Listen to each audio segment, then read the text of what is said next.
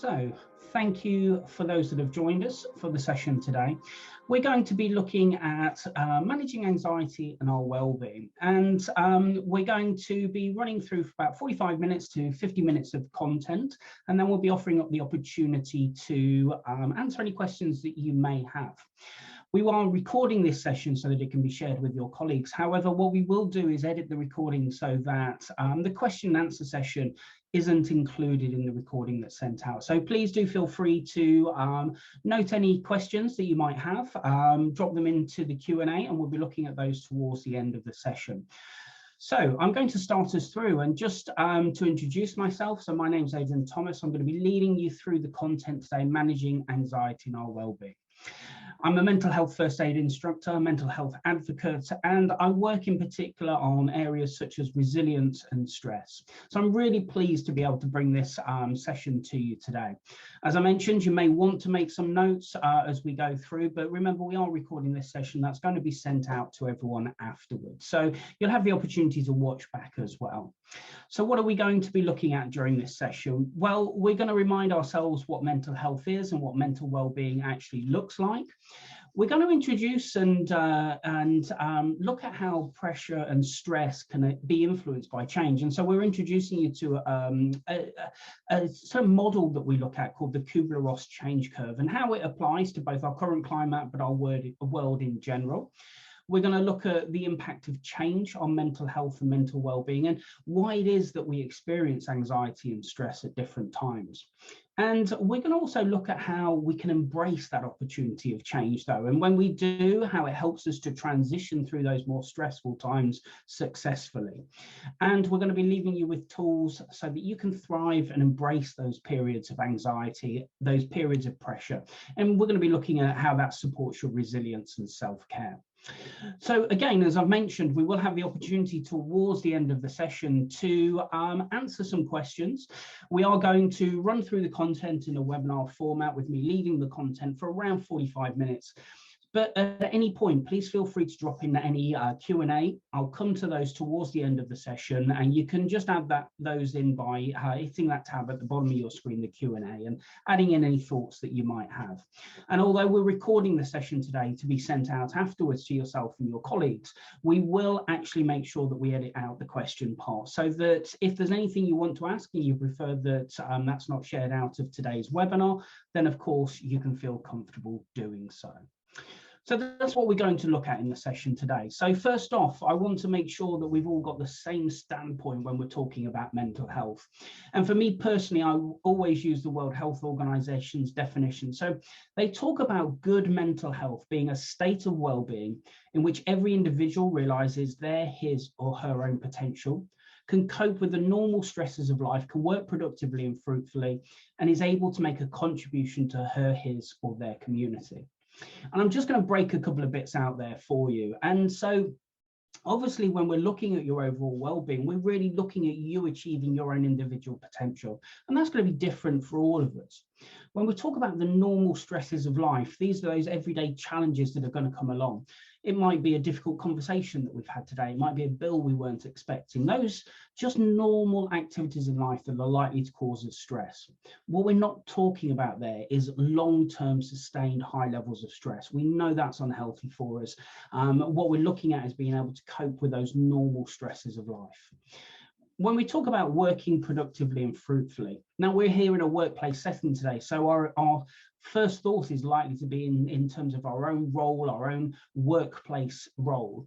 But when it comes to working productively, I want you to think about work as so much more than just paid employment. It might be being involved in voluntary activities, it might be being a parent, it might be being a student, that thing that gives us purpose. And we want to make sure that we encompass everything there, and we want to be able to do that productively and fruitfully.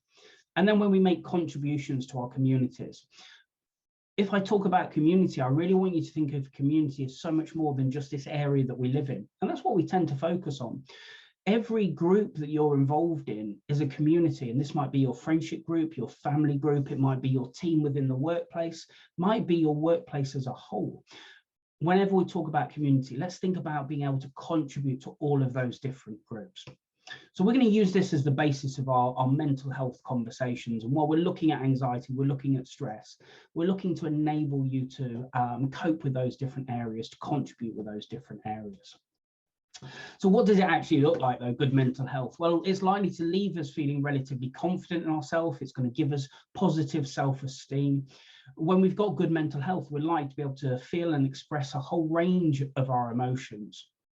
We're likely to be able to build and maintain good relationships with others, so contributing to those communities, as I've mentioned. We're much more likely to feel engaged with the world around us, to live and work more productively, to cope with those normal stresses of daily life, and really importantly, to be able to adapt and manage in times of change and uncertainty.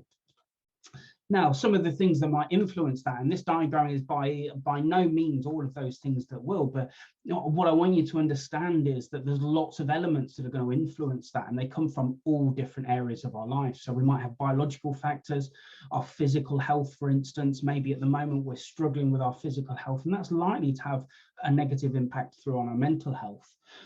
Social factors, our family circumstances. If there's something positive going on in our family group, then that's likely to help increase our mental health into a better place. And psychological factors, our own coping skills, our own social skills. And we're going to look to give you some more coping skills today so that we can help to influence towards a more productive, a more positive mental state. So let's look at managing stress, anxiety, and change in challenging times, and why it's so important that we invest in our own care in this area. Well, first of all, let's think about actually what stress and anxiety is. So stress is what arises when something you care about is at stake. Now, stress and anxiety are closely linked in, and biologically, we've got very similar things going here. In a real basic element, we could maybe think of stress being initial reactions to difficult circumstances or things that we care about. And then anxiety is that thing that kind of moves to the next stage, if you like, starts really implementing that fight and flight response. Now, whenever we go through challenges, whenever we go through transitions, it can be both exciting and motivational, but it can also be quite challenging for us. It can create pressure. It can cause us to feel stressed. It can cause us to feel anxious. And what I really love with this definition from Kelly McGonigal is that I think it takes in everything that might impact us. Stress is what arises when something you care about is at stake. So this might be a deadline that you've got to achieve. This might be an interaction with a loved one that matters to you. It might be that you've recently had a bad conversation with someone and that relationship really matters. So it's causing you stress that's not the way that you would want it to be. It's not just about those external factors as well. It's about how we think and feel. And I want you to just think about your own response to change.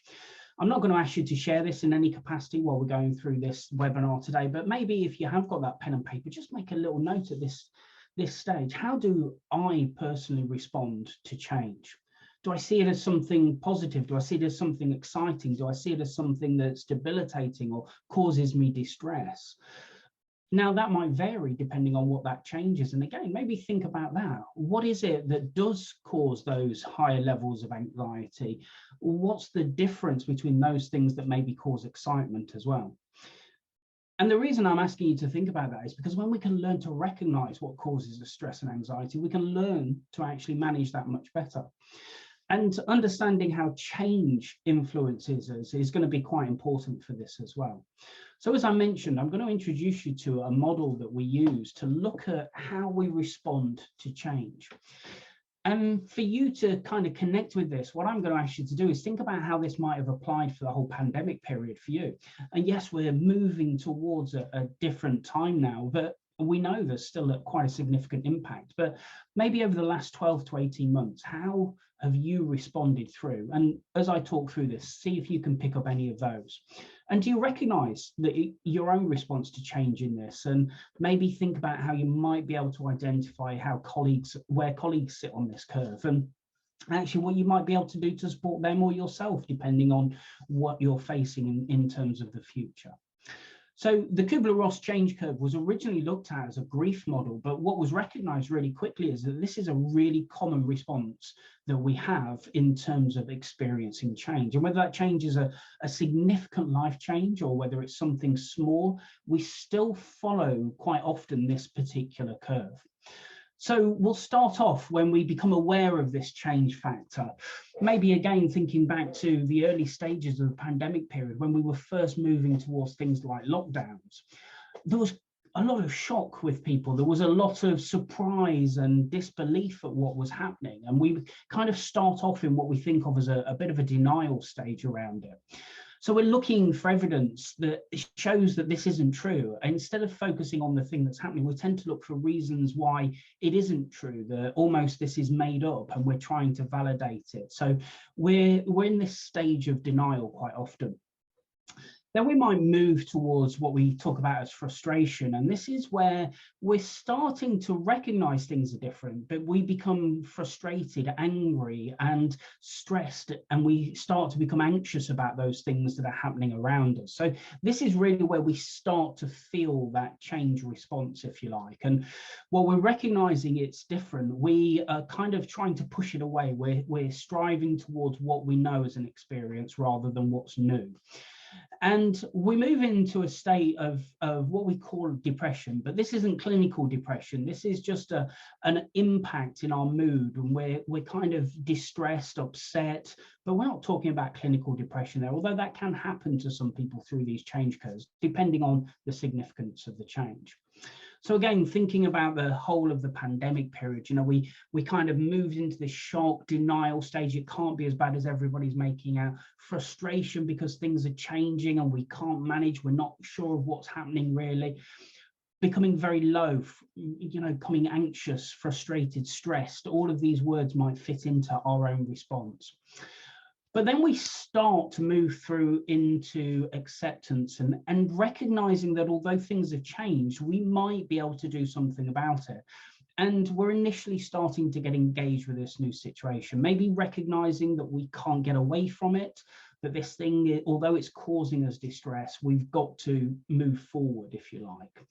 And then we start learning. So we're making decisions. We're starting to work out new ways of managing whatever the change is. And we're starting to feel more positive because rather than being a place where we don't feel we have any control, we're starting to feel that sense of control. And then eventually we move to a stage of integration.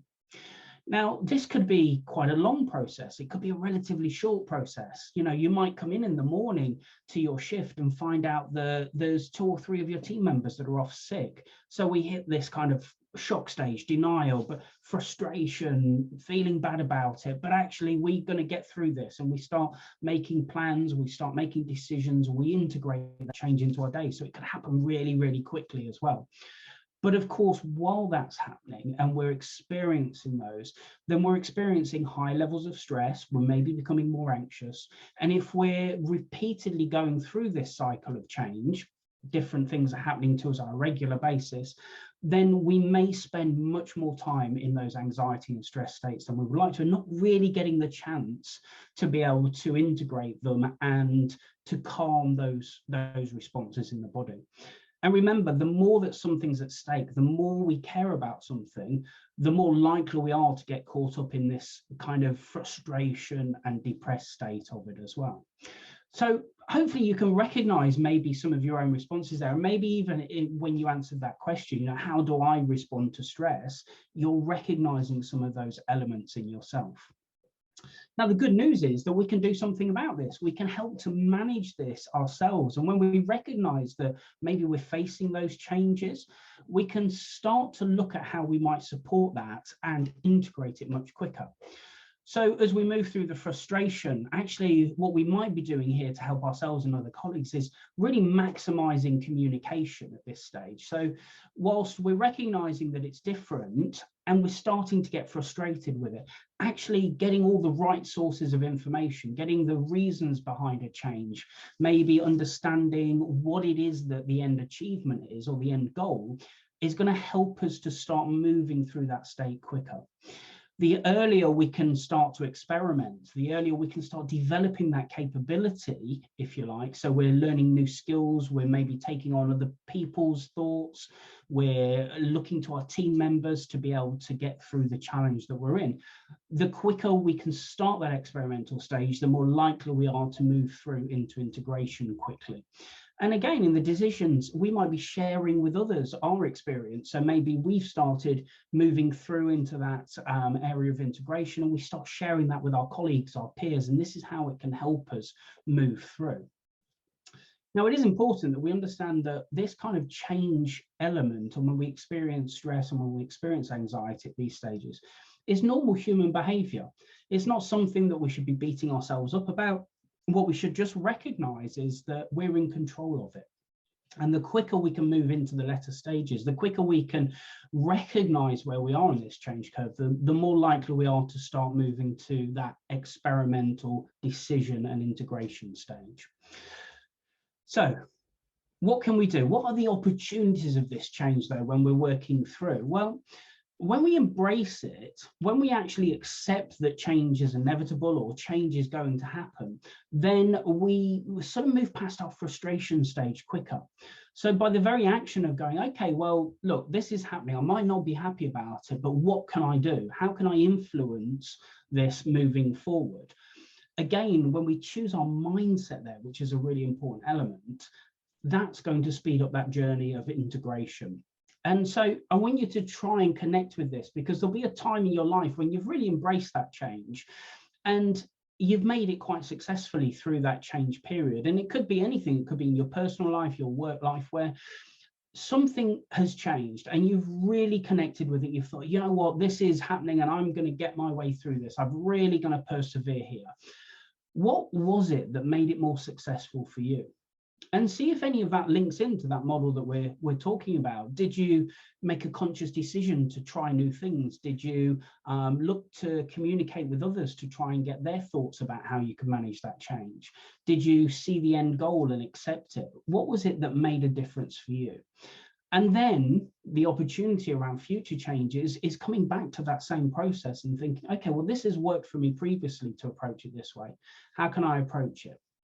And why is that so important? Well, when we recognize positive patterns, our stress response lowers down and our anxiety levels lower down, because we're telling ourselves, we're telling this part of our brain that is fearful of the change, that actually we can get through this. I've got through similar things before, so I can utilize that to get through new things.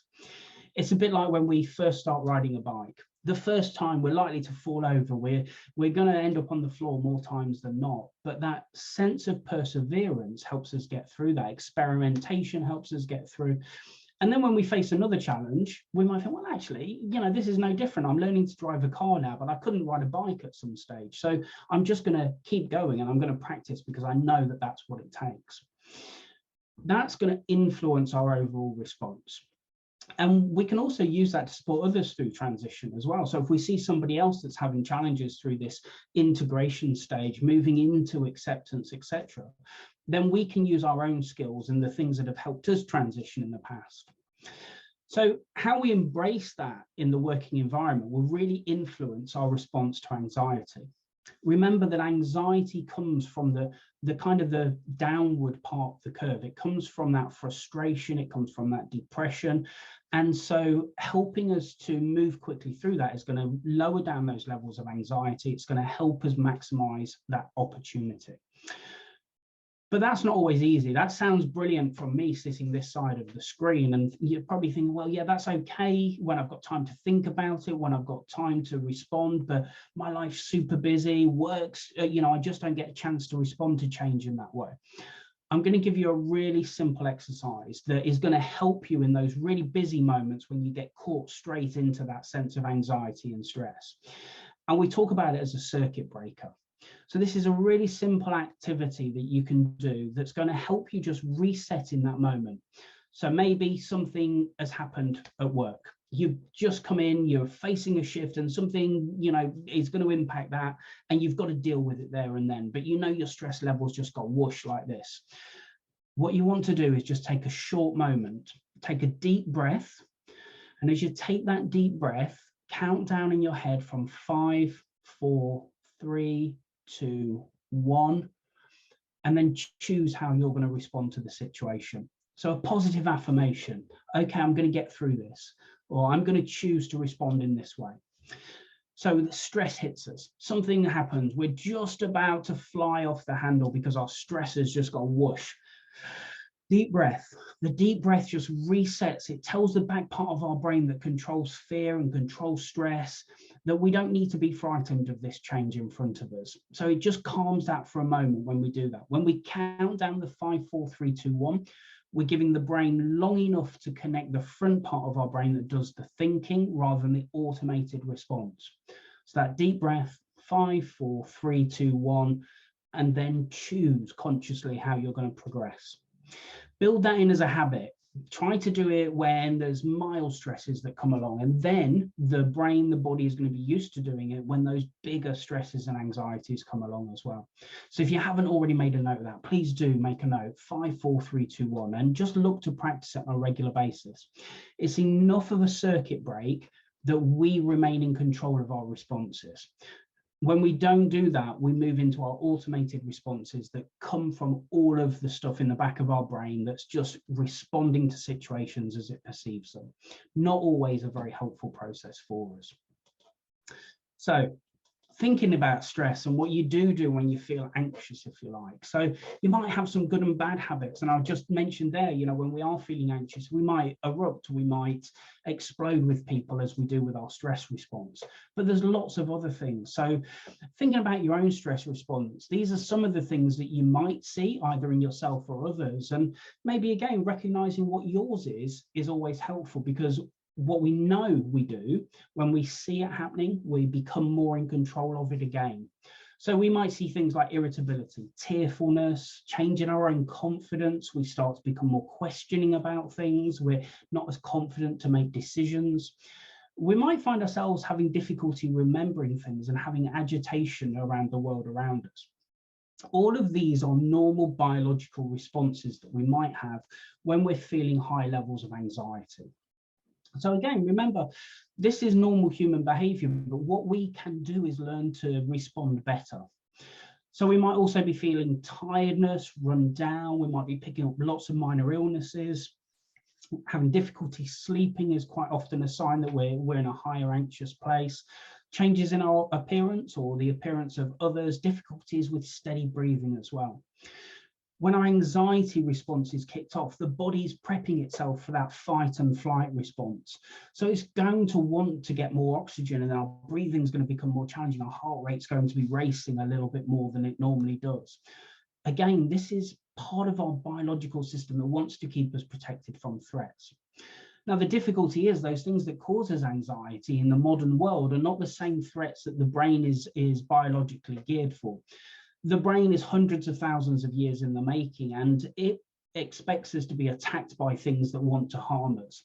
But our modern day threats, new deadlines, challenges in the workplace, difficult clients, difficult situations, all of these, the brain is still perceiving at levels of threat. So it wants us to get ready for this fight and flight response. So we're going to start to recognize all of those. And of course, if we don't have an appropriate response, then that hasn't really gone anywhere. That anxiety is probably still sitting within the system a little bit. The chemicals, the hormones that all distribute through the body, if we don't do anything to get rid of them, then they're keeping us in this higher state of anxiety. We might also find ourselves not getting things done, withdrawal, or we're maybe overworking. And overworking often comes from two areas. It's either an avoidance strategy, maybe there's things outside of work that are causing us anxiety and stress, or maybe it's this state where we're just not getting things done as well. So we're working longer hours to get it done. And if you start to notice that in yourself or in colleagues, then it's time to start looking at how we can manage our levels of stress and anxiety. All of this comes into our overall well-being as well. We might find ourselves using more caffeine, more alcohol than is normal for us, or we might start avoidance strategies of those things that are causing us challenges. There might also be changes in our eating and sleeping habits. Remembering again, the biological response that's happening when we're experiencing stress and anxiety is trying to close down our digestive system. It doesn't want to waste blood and energy converting good quality food. So we often move towards eating high sugary foods rather than good quality foods, because the blood wants to be in those muscles ready for us to run away or to fight whatever this challenge is that the brain's perceiving. So all of these might be signs that we can recognize in ourselves. And when we're looking for those signs and we're picking up on them, we're much more likely to respond to them positively by doing something to help manage them. If we're not looking for the signs of anxiety in ourselves or others, then the chances are they're going to build up to a higher level, and we're not going to be looking after our overall well-being. So what's important here? An element that is really underestimated in terms of how we can manage anxiety, how we can look after our own stress levels, is what we call a frame of reference. Now, this is how we view the world around us. And so I want you to think about a time when you did respond with stress or anxiety to change, when something happened in your own personal world that increased that level of stress and anxiety. What was at stake for you? Remembering back to that definition that I've given you before, stress is what happens when something you care about is at stake. So think about a situation. It might be a personal one, it might be one inside the workplace, but what was the thing that really mattered in that situation that was making this stress or anxiety response? And how did that influence your feelings? Now, to give an example for this, it might be that you've got a deadline to meet. You've got a particular project that you've been asked to do by your boss, and you've got this deadline that you've got to meet, and things just keep getting in the way. So that's our situation. The thing that matters to us might be that we get this report done on time because it matters to us what our boss thinks about us. That's what's at stake. So that's what's causing the anxiety. So how do I help to manage that? Yeah. How does it influence your own behaviors, and how did it influence your own thoughts as well? Now, there's lots and lots of factors. And again, this diagram doesn't show all of those factors that might influence our frame of reference and how we're viewing those different situations. But it might be, for instance, we have a value that people respect the work that we do. And that's what's at stake for me. So I've got to help manage that in terms of the way my brain's responding to the anxiety. But this is also sometimes why we see different responses to situations from people. So for one person, a situation might mean something entirely different because their frame of reference is different, but we're getting really frustrated because they're just not taking it as seriously as ourselves. Our frame of reference is different to theirs. When we start to understand what our influences are, what's making us respond with stress and anxiety by asking ourselves about this frame of reference, then again, we can start to manage it. Because we might start asking ourselves questions, am I looking at this situation correctly? Do I need to do something to manage that thing that matters to me that might lower down this stress quicker? Now, when it comes to this frame of reference, this can really influence our mindset towards things, and particular future change. Now, one of the biggest challenges that we have when it comes to anxiety and stress is how we see things happening in the future. Because as a species, we love to predetermine, we love to tell the future. And when something's going to be happening, we love to decide whether or not that's going to be an awful situation, a good situation, or a neutral situation. So we'll know that some change is happening, and we'll predetermine with ourselves that that's going to happen in a certain way before we've even got there. And that comes from this frame of reference again. So experiences that we've had previously, or expectations that we've had, or how that change is going to impact on the things that matter to me, all determines this thing that I make, this automatic decision. But of course, we don't know what's going to happen, and we have to kind of hold ourselves back sometimes and just ask, what's the evidence for this? This stress, this rumination, this fear that I'm bringing into the situation when it's causing the anxiety, what's the evidence for it? Okay, maybe in the past I've been through a similar experience and it hasn't gone the way I wanted it to, but that doesn't mean this new situation is going to be exactly the same. And if I can start to open up my mind to think that maybe I'm going to integrate this quicker, again, thinking about this curve, am I going to allow myself to stay frustrated, or am I going to move with the change curve? It can help us through this. But often it's about reflecting back on this element for ourselves as well. Now, some of the things that we can do to manage this anxiety and this negative response that we might have to change in the future.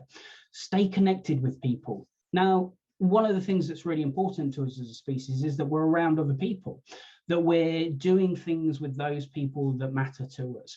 But equally, that when we face change, we don't isolate ourselves from those people that might be able to support us through it. And this might be speaking to a loved one, but it might also be speaking to a line manager. It might be speaking to someone that's in control of that change rather than as just predetermining it's going to work in a certain way. Talking about our worries is an important factor as well. And this might be going and speaking to somebody that's influencing that change or that thing that's causing you anxiety and talking to them about your concerns. It might be talking to a loved one, sharing your concerns, your worries, depending on what the situation is, and support and help others. Now, these top three here are all really, really important. As a creature, as a human being, we are hardwired to be around others and to talk to others around our problems. We've said for thousands of years to people that you need to talk through your problems. You know, a problem shared is a problem halved. The biology backs this up. When we are connecting with others, when we're having supportive conversations, when we're being supported by others, one of the things that happens in the biology of the body is that we release an amazing chemical called oxytocin. And oxytocin is encouraging us to bond with people, and it's reinforcing that bond when we're supporting others, etc. Its secondary function is to turn down our stress response. So just talking about our problems, staying connected with people, biologically turns down our stress response. Feel prepared as well. If you know that you're facing future change, do some work beforehand to make sure that you're in a healthy place, to make sure that you're getting all of the effective communication, talking to others about how they might transition through similar things. All of that can help you feel prepared.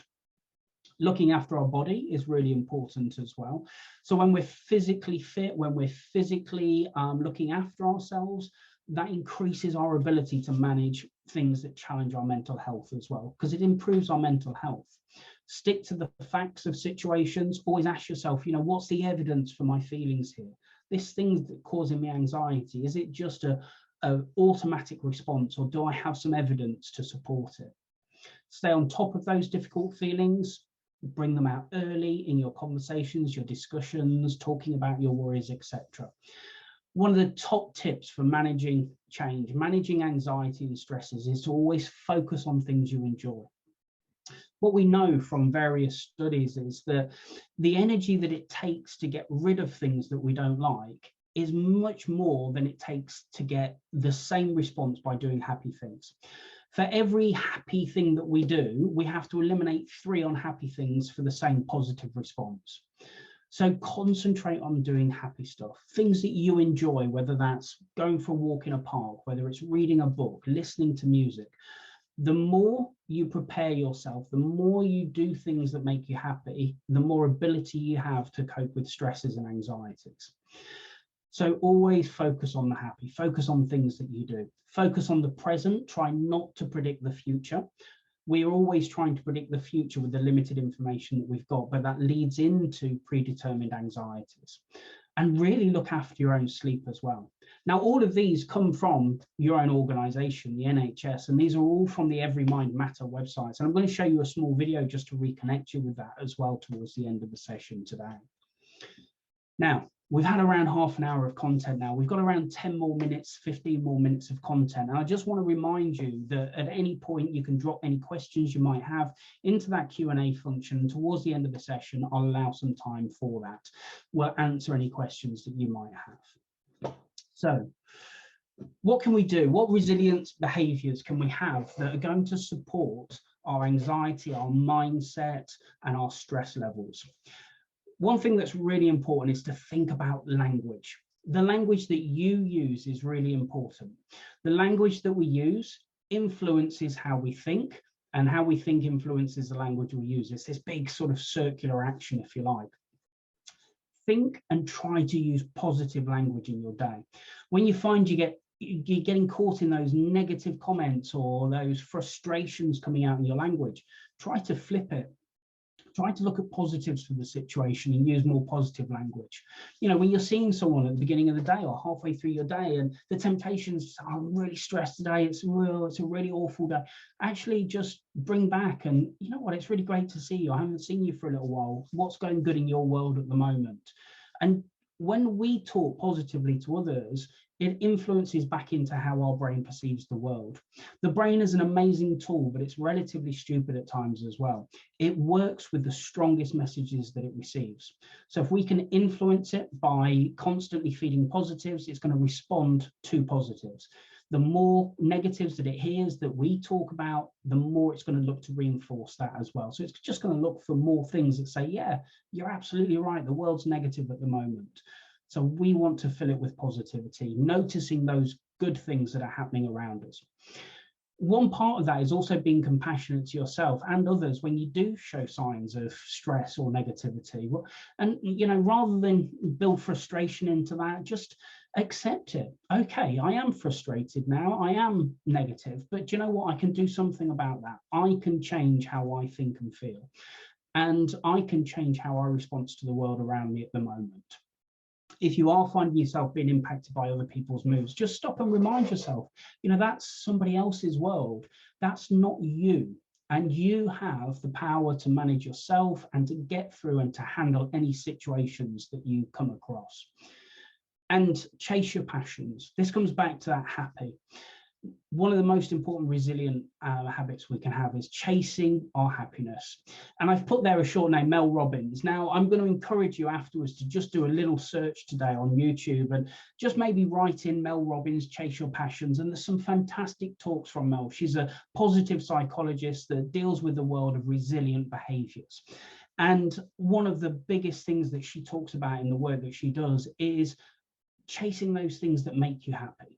The more happiness we have in our life, the more things that we do that bring us happiness, the more resilient we are to those things that cause us anxiety. It's kind of like a bucket, a container. We're filling up and we're filling up and we're filling up quite often with those things that are negative. The passions are the things that put holes in the bucket, so all of that flows out. Or it turns a tap, so all of that flows out. So the more happiness that we have, the emptier that bucket is, the more room we've got for things coming in. Chase those passions, chase your happiness, whatever that might be. Now, here's some things that you can build into your world as well that are absolutely proven. And these come from Harvard Business Review as well. So these are things that have been researched, proven to absolutely help build your resilience to those things that cause challenges and anxiety, in particular towards negative mindsets. So think about writing an email, a text message, some sort of message to somebody, just praising them for something that they've done. And it might be that they've done something specifically for you. It might just be a friend that you really appreciate, but spend some time just writing them a note saying, you know, this is what I really appreciate. Again, it's about that positive language. And when we're being positive towards somebody else, not only are we going to lighten their life a little bit and help their resilience, but actually we're moving into a place of appreciation, which is always good for us as well. Write down things that you're grateful for. Now, I always recommend doing this at the end of your day, but you could do it at the beginning of your day. You could do it at a point in your day when you're feeling a bit overwhelmed as well. But just writing down 3 things that you're grateful for. But really write it down. And what I often recommend to people as well is that you have a gratitude jar. So maybe a jar, a Kilner jar, something like that, that once you've written those 3 things down, you fold the bit of paper up and you put it into the jar. And then if you ever need a little reminder of what it is that you're grateful for in life, you can just pull a few of those out and remind yourself of those things that you were grateful for. And it becomes a really nice reflection. Oh yeah, I remember when I was grateful for that. And then we've got journaling. If you do like writing, actually journaling about positive experiences can be really good as well. You know, spending a few minutes, something positive has happened to you during your day, spending a few minutes